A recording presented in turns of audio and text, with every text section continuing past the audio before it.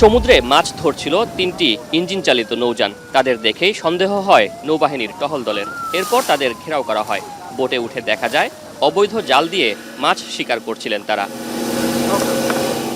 অপারেশনে ৩টি বোট থেকেই বিপুল কারেন্ট জাল জব্দ করা হয়। নৌবাহিনীর অপারেশনে এখন পর্যন্ত অন্তত ৬ কোটি টাকা মূল্যের জাল ও মাছ উদ্ধার করা হয়। 10 মিটার পানির কম গভীরতায় যারা অবৈধ জাল দিয়েছে, যেমন বেহেন্দি, চট জাল, টং জাল ইত্যাদি, আমরা অপসারণ এবং জব্দ এবং উচ্ছেদ করছি। চট্টগ্রামের পাশাপাশি অপারেশন চলছে কক্সবাজার, নোয়াখালী, লক্ষ্মীপুর, চাঁদপুর, খুলনা, মোংলা, বাগেরহাট, সাতক্ষীরা, শরীয়তপুর, বরিশাল, পটুয়াখালী, পিরোজপুর ও ভোলাতে। জলসীমার পাশাপাশি অভিযান চলছে জাল বিক্রি ও তৈরির কারখানাতেও। এসব দোকান থেকে জব্দ করা হয় 2 কোটি টাকার বেশি মূল্যের জাল। জেলেদেরকে আহ্বান জানাচ্ছি যেন তারা বৈধ জাল ব্যবহার করে মৎস্য আহরণ করে, এবং যারা অবৈধ জাল ব্যবহার করছে তাদের বিরুদ্ধে আমরা কঠোর ব্যবস্থা নিব বলে সিদ্ধান্ত নিয়েছি। 12 জানুয়ারি শুরু হওয়া এই অপারেশন 28 ফেব্রুয়ারি পর্যন্ত চলবে।